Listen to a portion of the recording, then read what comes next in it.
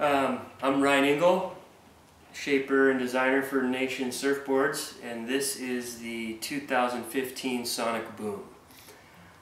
What we've done with this board is try to make something that repels the water as much as possible.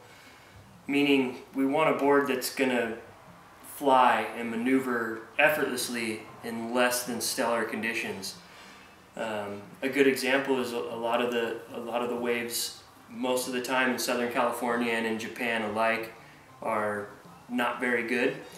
So we've tried to get something packed in a small frame that has a lot of punch. So what we start with is a nice generous outline, something that has some width but is just sensitive enough in the tail and in the nose by pulling those in just enough to gain some subtle performance curve, but still lots of width for stability. And the same with the tail.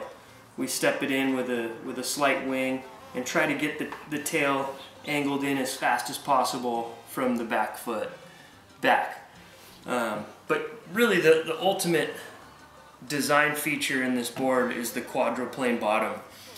So what we're trying to do is gain the rail rocker benefits of having a concave bottom, meaning your straight line rocker is real straight, and by making a concave bottom you're adding rail rocker, which is on these sides of the board to the outline. You're adding a rail rocker, so you're maneuvering off of a rail rocker while the center rocker of the board remains flat, which gives you lots of positive speed. But inside of this concave, what we've done is we've added a quadruplane. So there's 4 different planing surfaces. There's a V bottom inside of a beveled channel. So these outside quadruplanes go with the concave, which gives the rail a concave bottom feel, but as the water comes through the center of the board and across on a turn, you have the stability of a V. So inside of that concave, that V kind of holds on where all the other design features make the water go away. So what we're trying to do is balance the performance of the board by, grab and release.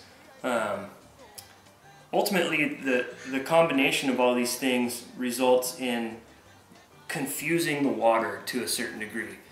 If you see some of the pictures of Naki, I think he was riding it on backside right before making a bottom turn. There was a great shot of him.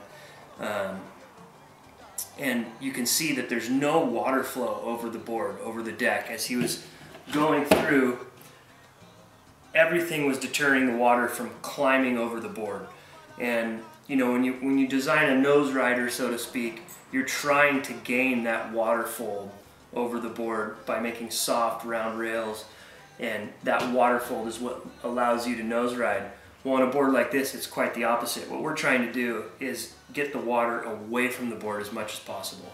So from the wing back to the multi-angled swallowtail, everything has a panel, an edge, a V, a wing, a slight deck bevel behind the back foot with the same type of bottom characteristics that I just recently talked about.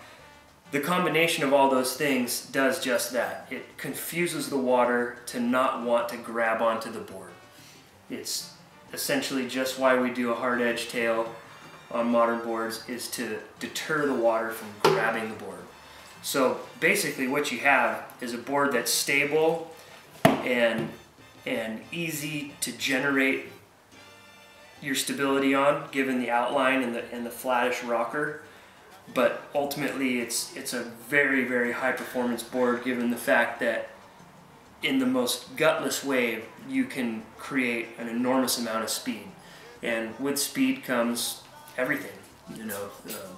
You got to flow and you got to have speed to do any type of maneuver. So it's an interesting design, and a lot went in the thought process of it, and thankfully it worked.